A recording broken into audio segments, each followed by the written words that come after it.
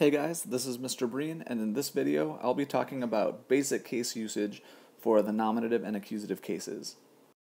For the most part in Greek, nominatives are used for subjects and accusatives are used for direct objects.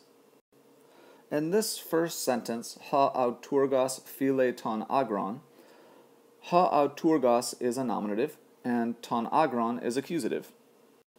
So, ha auturgos is the subject, and phile is a verb, and ton agron is the direct object. So when we translate it, we get the farmer, that's auturgos, loves, that's phile, the field, that's ton agron.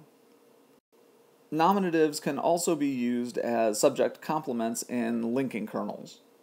So when we have a verb like to be, or something like seems like, or is called, or is thought to be, anything that equates the subject with something that comes after the verb, at least after the verb in English, we have a linking kernel. In this case, we have ha agros, nominative. Asti is a verb, a linking verb that means is, and makros, another nominative.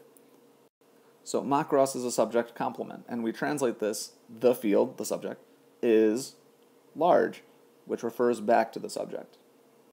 So makros here is nominative because it's a subject complement. Now English works a little bit differently. We don't use noun endings to tell whether something is a subject or a direct object. Instead, we use the word's position in the sentence.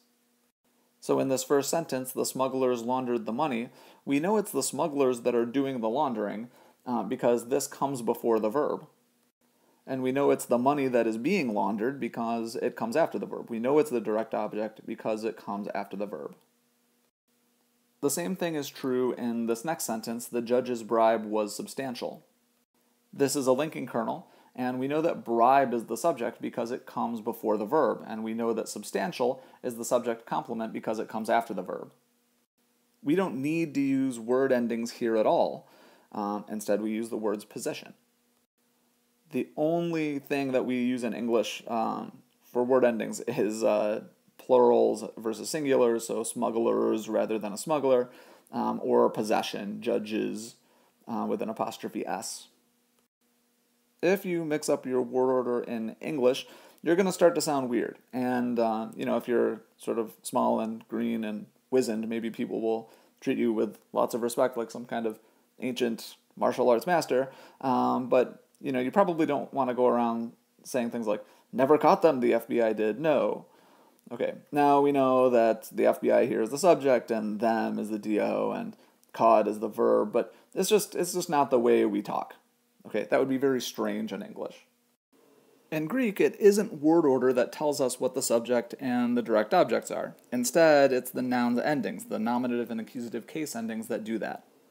So in this first sentence, ton oikon ha anthropos phile, the person loves the house, we know that anthropos is the subject because even though it doesn't come first, it has our nominative ending and it has a nominative article. And we know that ton oikon is the direct object because it has accusative case endings.